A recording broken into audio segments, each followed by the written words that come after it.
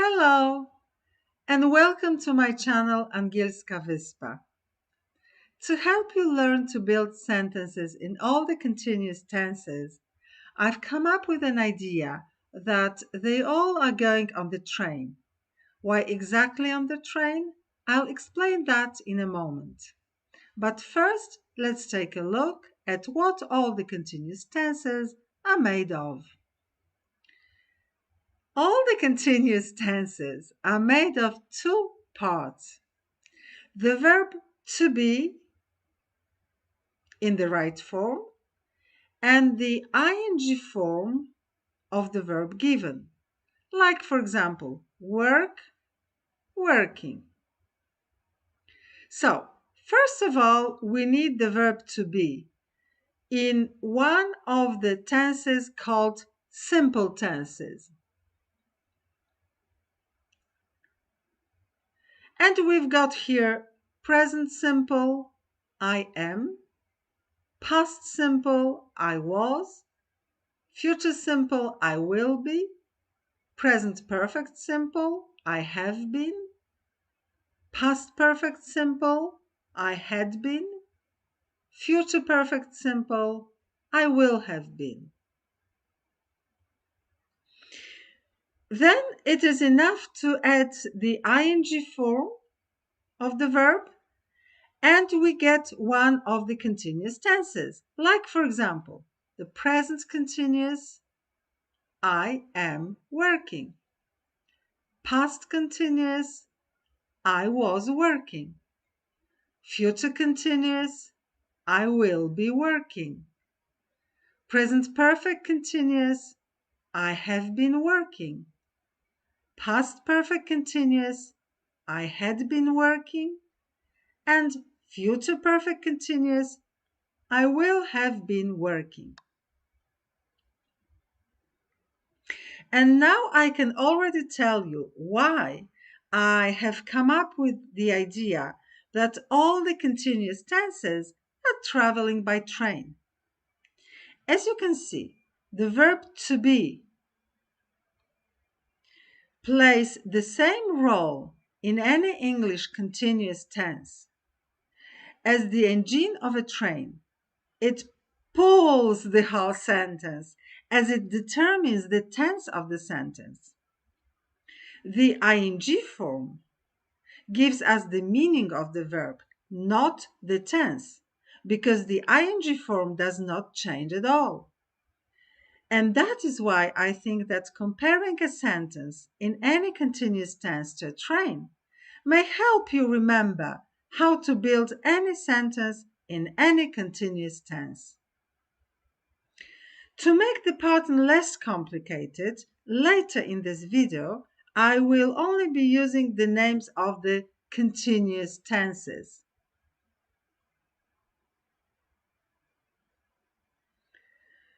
Now that we've already discussed the general rule how to build all the continuous tenses, let's have a look at negative sentences. And again, as you can see, we need to put the verb to be in the negative form first. You may easily spot that the particle not always goes as the third part of a sentence. And now let's have a look at questions. Again, we need the verb to be in the interrogative form. I'm sure that you can recall that we start questions by a verb, not a pronoun. And we get sentences like this. I hope that so far everything seems clear to you and that you have already understood my concept of continuous tenses traveling by train. Unfortunately, from what I have observed so far, the vast majority of English learners tend to forget that to be understood properly, we need to use the verb to be. And the sentences in continuous tenses look like this. And this applies to all the forms: affirmative, negative, and questions. To show you how important it may get, I've prepared an example from our daily life. We are going to talk about raining. And we've got two sentences here.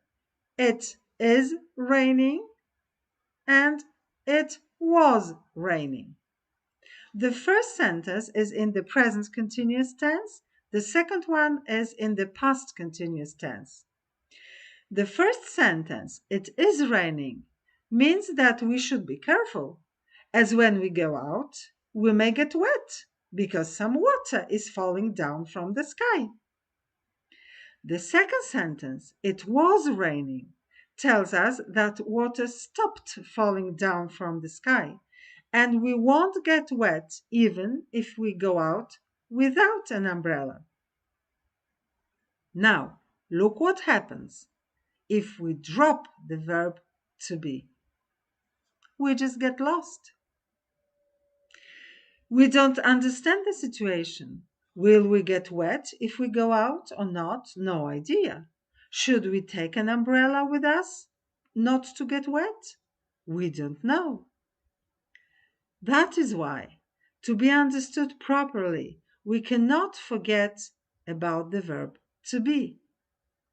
So please remember the right formula to build all the continuous tenses in English. In the affirmative form,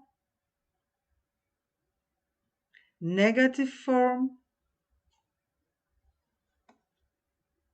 and questions. So far, we have looked at the rules of building continuous tenses in using the first person singular. But because in life we talk not only about ourselves, let's see what the sentences in continuous tenses look like in all grammatical persons. At first, we have the affirmative form. You probably remember that in everyday life communication, the full forms of the verb to be are not used. These forms are shortened and then they look like this. However, in the affirmative sentences, not all forms abbreviate. In past continuous, we use the full version of the verb to be. If it comes to the negative sentences, they all can get a bit shorter. On the other hand, questions do not shorten at all.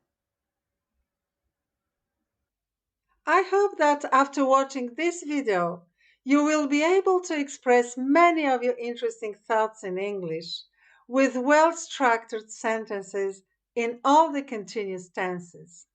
Thank you very much for watching this video and see you next time.